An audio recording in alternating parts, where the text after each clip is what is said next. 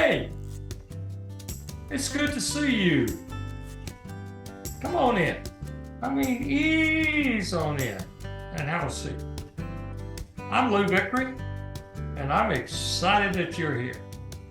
In fact, I'm excited to be here myself. I've been away from the mic for a week, took a spring vacation. We're going to talk today about insecurities and how to handle them. Now, that may not be something that you have a concern with, but believe me, a lot of us do. And the unfortunate part is that some people handle it not in the best of ways. So we'll talk about that, okay? You see, insecurity is one of those things that we feel inside when we are threatened by somebody or someone, or we have a feeling of inadequacy, which really probably is where most of the insecurities fall.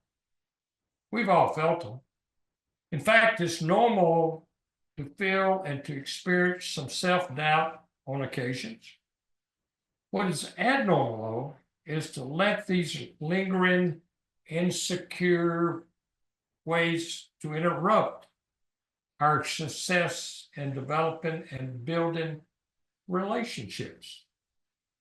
Insecurity has a way of preventing us from being able to engage actively with another person in a relaxed and authentic way. Insecurity can lead to a relationship filled with little assurance, distrust, suspicion, and disappointment. When you're not feeling good about who you are, it's naturally to want to look to others for validation. However, if we're constantly attempting to seek approval from others, we're moving back. We're backing up. Eventually, if that is the way we're doing things, eventually it becomes a burden.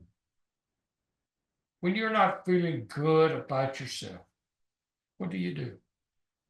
Do you truly believe in your heart of hearts that you have the right stuff to enjoy worthy and desirable relationships? Tell me, how do you feel? How do you feel about yourself? Realize if you believe something is real right now, it's just as good as if you have believed it to be true all your life, right now. You see, that's the only time we can do anything about our past, is to correct it and do better right now. Think about it. Isn't the only thing that counts is how we view ourselves at this very moment? Use the past to your advantage and then let go. As I like to say, learn from it and run from it. Life is now. I repeat, life is now. It's what we do now. So what can we do to put those insecurities behind us? The greatest contribution that we can make to our future is a self-confident and praiseworthy you and I. The beliefs we hold about ourselves will have more to do with developing successful relationships than anything else.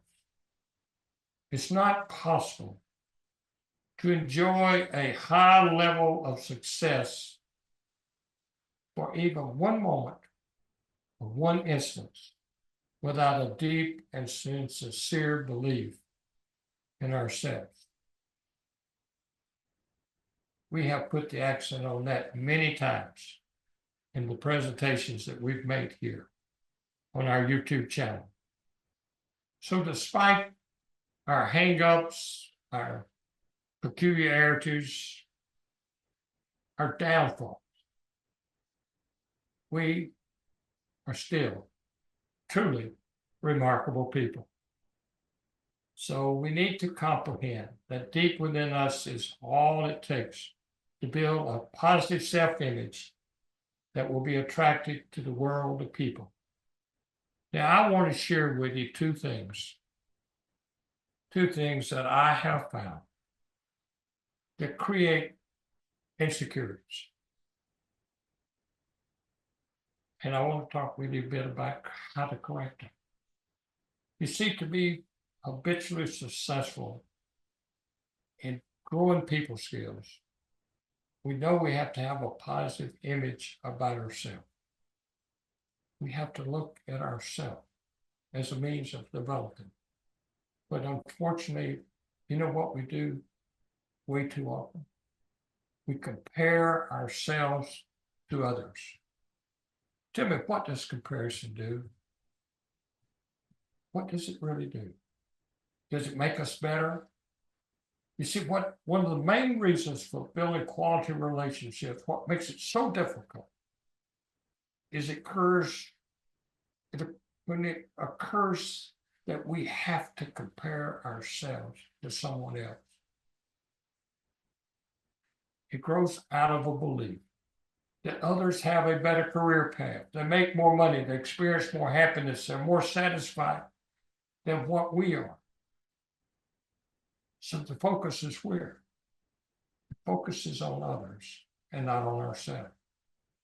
The illusion of others and maybe their material wealth is an out of control behavior in our society. Think about it. Whatever we focus on in the behavior of others is something that is hidden within ourselves. Shall I repeat that? Whatever we focus on in the behavior of others probably lies hidden within ourselves. So to downplay what others have achieved probably means that we believe that same potential exists within ourselves, but we haven't explored it. We haven't worked to find it and make it a part of ourselves. So the only difference is that potentially lying dormant within ourselves is the reality that we have it. All we got to do is learn how to use it. Envious feelings which arise from comparisons, what do they truly do for us? So the inability to take time to establish a standard for ourselves of how we conduct our daily activities is something that we must do, and we must do it for ourselves. Not what someone else expects, not what someone else is doing, but what we're doing. I found out in professional athletics, being a pro athlete, there's always someone around that's better than you. That's the way it is.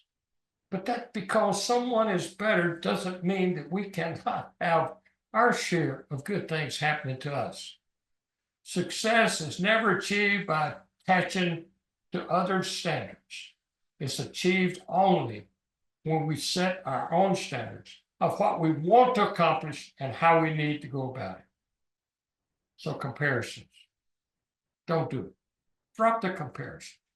The only comparison that will ever truly count is what you are today with what you hope to become tomorrow. And the second negative is envy, obviously closely related to comparisons.